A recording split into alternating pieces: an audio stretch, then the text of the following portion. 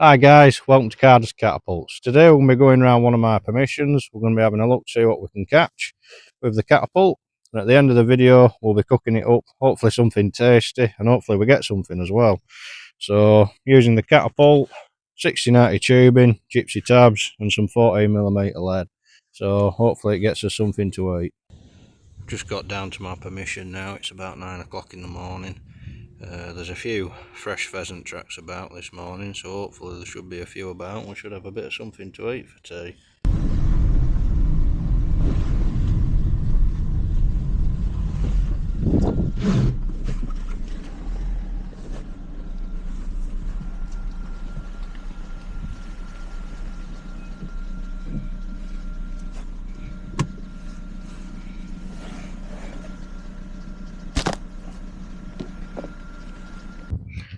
As you can see guys, we got ourselves a nice rabbit there out the car window. It certainly seemed a clean dispatch. Certainly shows what catapults can be used for: effective pest control, hunting. But yeah, truth be told, I was after pheasants today. I was walking around having a look for a few pheasants, and just as I was about giving up, I was driving back up the track, and sometimes there's an odd rabbit sat there by the side of the track, so I kept my head camera on.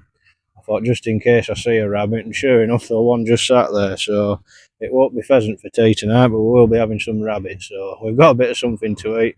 So I'm going to get this gutted and skinned, and let's go get it cooked up. As you can see guys, I'm back home now. What I've done with this rabbit is I skinned it and gutted it, and I've left it overnight in some cold salt water.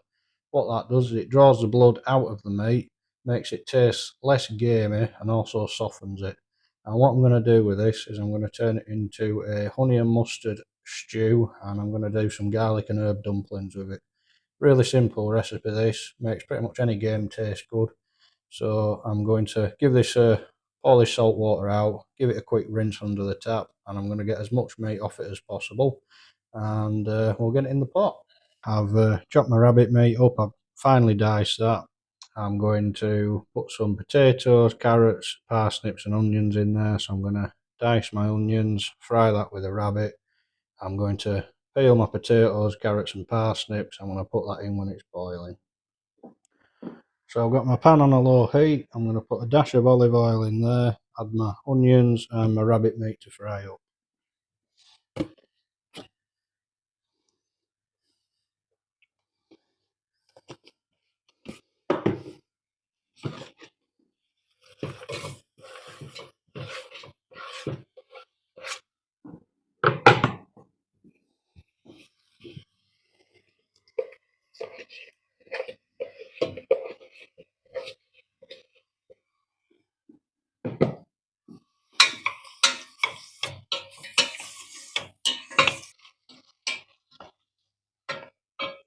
So my rabbit and onions are now well fried, so I'm going to add some water, then I'm going to peel and add my vegetables.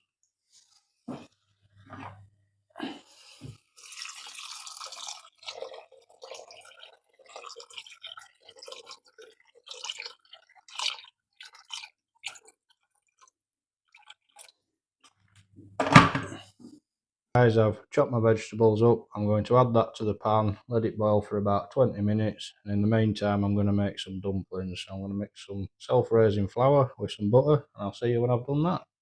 I've got my pastry to where it's a dough-like consistency, which is just flour and butter. I'm going to add some garlic granules, some parsley and some salt and pepper. I'm going to mix that in. I'm going to roll it out about half an inch thick, cut it out with a cookie cutter to make my dumpling shapes, and I'm going to bake it in the oven.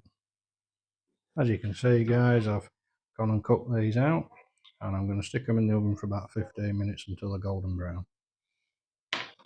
My stew is boiling away, and to season it, what I'm going to add is 3 vegetable stock cubes, some garlic granules, parsley leaf, salt and pepper.